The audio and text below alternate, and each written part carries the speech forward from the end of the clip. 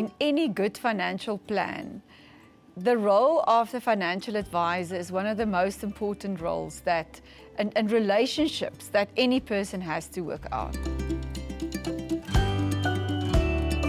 Choosing a financial advisor is probably one of the things that people worry about most, because where do you start? Well, there's at least 3 easy places that I would think you could use. The first one is, if you have a friend or a family member that you really trust, ask them whether they have an advisor and whether they like their advisor and whether that worked for them. So a recommendation from someone whom you trust is always a good place to start.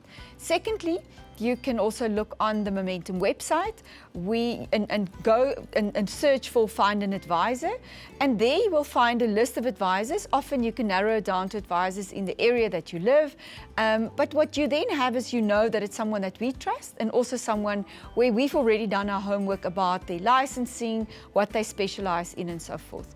And then the last place you could go is a bit more official. That's the website of the Financial Services Conduct Authority, that is, or the FSCA. That is the official board who actually license and issue licenses to advisors. So if you want the kind of most official version, then you can go to the FSCA website and look there for an advisor. Any good advisor will, on the first, probably the first or second time that they see you, they will share with you what their value proposition is.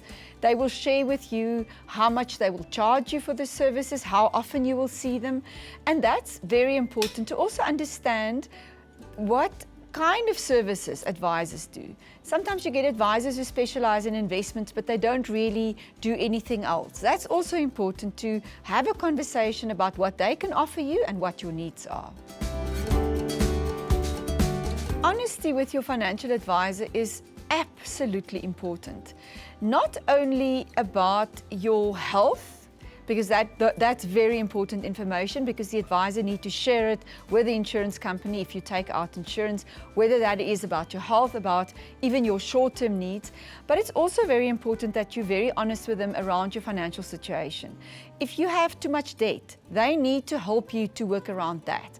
If you have long-term savings plans or needs, you need to share that with them, because every single person is unique, and sharing everything with your financial advisor is very important.